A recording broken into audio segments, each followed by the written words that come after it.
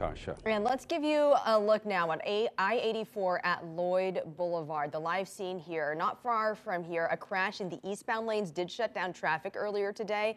Cars were even turning around at the Morrison Bridge just to avoid it. But as you can see right here, things do look clear right now. Our Lisa Balick on the east side for much of the day. And at this hour, what are you seeing, Lisa?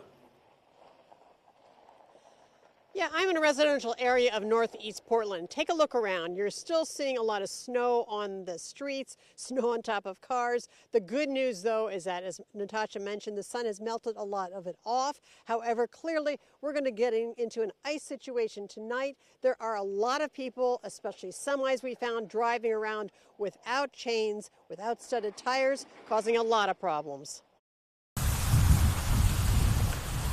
Take a look at what driving is like in East County this afternoon. East of 205, we drove parts of Fairview and Gresham. There are still a lot of challenges. Roads not clear, the worst on steep hills off main streets like Northeast Halsey.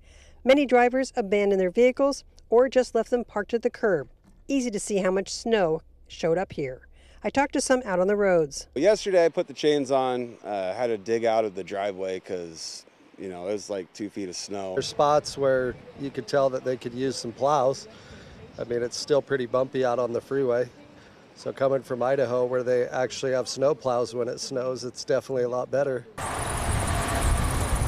We did notice that while semi-trucks did have chains, others did not, sometimes causing traffic backups. We found cars trying to swerve around those struggling with ice and snow on the roads. I asked a lot of drivers their take on how it's going. They told me frustrating. A lot of people don't look like they have any traction devices on. I'm going about 15, they're going past me.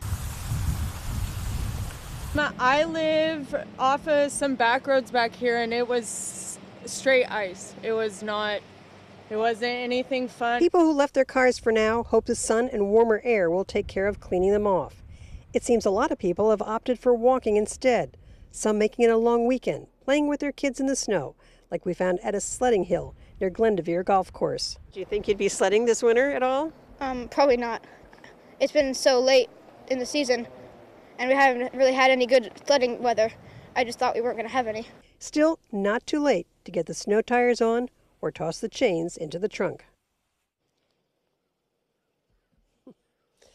Now, for people who will be out this weekend, either running errands, having some fun with the family, the biggest advice based on what we saw today is give yourself distance between the car in front of you and your car, not just for stopping, but in case they get into trouble, you won't get stuck behind them for quite some time. Again, that's something that we saw when we were out today. Back to you.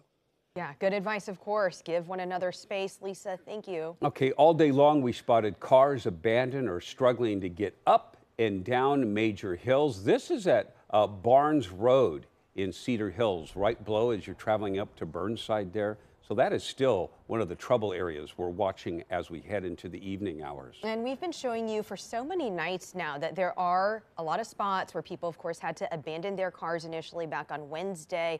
And that's especially the case along I-205. Well,